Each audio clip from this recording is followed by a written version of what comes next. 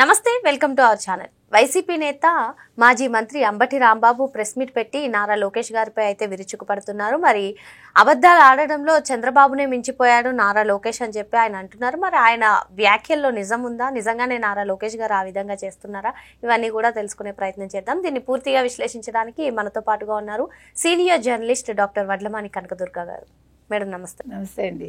అంబటి రాంబాబు మళ్ళీ press meet పెట్టి లోకేష్ గారి పైన పడ్డారు మేడం. మరి మొత్తానికి నారా లోకేష్ గారు చంద్రబాబు నాయుడు గారి కన్నా ఎక్కువగా అబద్ధాలు ఆడుతున్నారంట. అదేవిధంగా నారా లోకేష్ గారు ఏదైతే అన్నారు అంటే రెడ్ బుక్ను చూసి పెద్దిరెడ్డి రామచంద్రారెడ్డి కానివ్వండి, కొందరికి గుండెపోట్లు వస్తున్నాయి, కొందరు కింద పడుతున్నారు కదా అని అన్న దానికి ఆయన కౌంటర్గా మాట్లాడారు.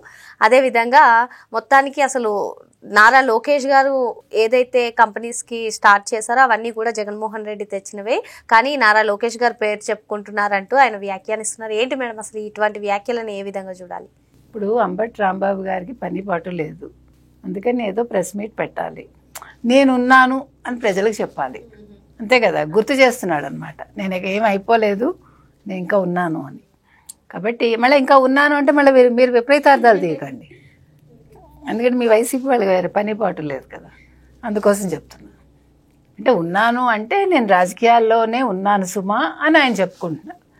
సరే, ఎవరున్నాడు ప్రిజనరీ అన్నాడు ఆయన. 16 నెలలు ఎవరండి ప్రిజనరీ? 16 నెలలు జైల్లో ఉండొచ్చింది ఎవరు పాపం? క్విడ్ ప్రోకోలో, అక్రమాస్తుల కేసులో. చంద్రబాబు నాయుడు గారు ఏమన్నా కేసులు ఉండి వెళ్ళారు? మీరు బలవంతంగా ఆయన తీసుకెళ్ళి జైల్లో పడేసి 52 రోజులు పెట్టి, మరి ఆయన తప్పు చేస్తుంటే బెయిల్ ఎలా వస్తుంది? మళ్ళీ ప్రజలు ఎందుకు అధికారం ఇస్తారు? అంత మాత్రం తెలియపోతే ఎట్లా అండి అంబటి రాంబాబు గారికి? గుమ్మడికాయల దొంగలు అందరూ భుజాలు తడువుకుంటున్నారు, ఎందుకు చెప్పండి? కాబట్టి ఇవాళ మన అంబటి రాంబాబు గారికి ఏం చెప్తున్నామంటే, విజనరీ చంద్రబాబు అండి, ప్రిజనరీ జగన్మోహన్ రెడ్డి అండి, ముందు ఇది మీరు తెలుసుకోండి అని చెప్తున్నాం. నెక్స్ట్ పాపం రెడ్ బుక్ పేరు వినగానే ఒకళ్ళు కింద పడ్డారు, ఇంకొకళ్ళకి గుండెపోటు వచ్చింది. ఇది ఫ్యాక్ట్ కదా, ఇందులో అబద్ధం ఉందా చెప్పండి మీరు? ఇందులో ఏమైనా వ్యంగ్యం ఉందా? ఏమైనా లోకేష్ గారు వ్యంగ్యంగా మాట్లాడారా? మీకు ఉన్నది ఉన్నట్టు చెప్తే అబద్ధాలు అంటారు, కళ్ళు నెత్తికెక్కాయంటారు, అధికార మదం అంటారు. మీరు అబద్ధాలు చెప్పి అధికారంలో ఉండగా మీరు ప్రజలకు మాయమాటలు చెప్పి సంక్షేమాలని అభివృద్ధి చేయకుండా, రోడ్లు వేయకుండా, గుంతలు పూడ్చకుండా, నిజాలన్నీ ఆ గుంతల్లో పూడ్చిపెట్టి ఈరోజు వచ్చి ఆయన మాట్లాడటం ఏంటండి పాపం? అసలు చిత్రంగా లేదు ఏంటి? ఇంకా ఏం చెప్తున్నాడు ఆయన? రాక్షసుడు ఏమన్నాడు ఆయన? సారీ, ఇందాక అనుకున్నాం కదా,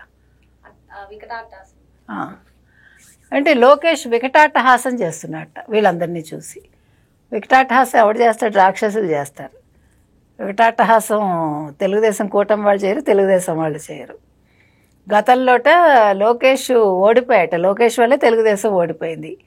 ఇప్పుడు 124 సీట్లు వచ్చాయి కాబట్టి లోకేష్ గెలిచాడు. అసలు దీంట్లో లాజిక్ ఏదా మీకు ఉందా?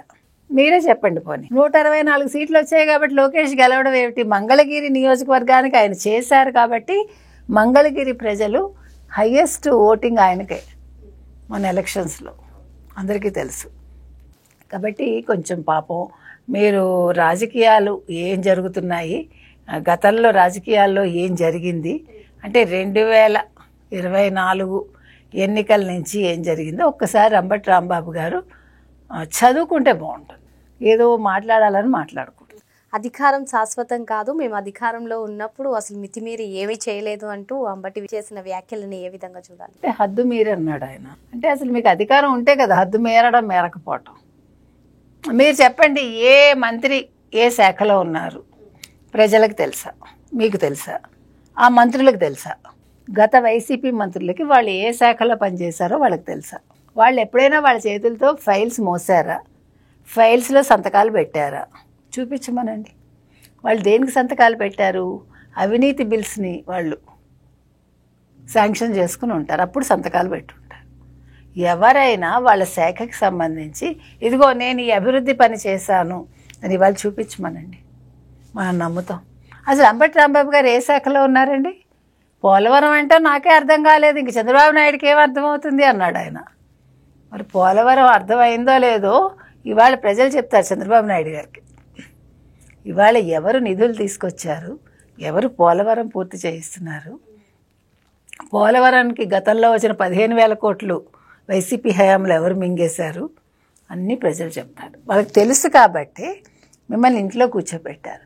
ఎవరికి అధికారం శాశ్వతం కాదు, అందరికీ తెలుసు, ఎవడేం మర్చిపోడు. కాకపోతే ఇప్పుడు మీరు రెడ్ బుక్ అనే పదం వింటే, ఇప్పుడు రెడ్ అనే పదం ఇంకా మొదలవగానే వైసీపీ వాళ్ళందరూ లిక్కిపడుతున్నారు. ఇప్పుడు జరిగిన అరెస్టుల్లో రెడ్ బుక్ అరెస్టులు ఏమైనా ఉన్నాయా? మీరు నాకు ఒక్కటి చెప్పండి. ఇప్పుడు పోసా అని సోషల్ మీడియాకి సంబంధించి బూతులు మాట్లాడటం వల్ల వల్లభనేని వంశీ ఒక దళిత యువకుడిని కిడ్నాప్ చేశాడు. తర్వాత ఇంకా చాలా రియల్ ఎస్టేట్కి సంబంధించో ఇంకేదో పెద్దిరెడ్డి వాళ్ళ మిథున్ రెడ్డి మద్యం స్కామ్, పెద్దిరెడ్డి వాళ్ళ నాన్నగారు, మొత్తం మైనింగు, ఈ కబ్జాలు ఆ కబ్జాలు, మీరు ఎవరిని తీసుకున్నా ఇవే కదా. ఇందులో రెడ్ బుక్కి సంబంధించి ఏదైనా ఉందా? ఇప్పుడు వల్లభనేని వంశీని పోని ఏదైనా ఆయన తిట్టాడు అందుకని అరెస్ట్ చేశారని ఏమైనా ఉందా?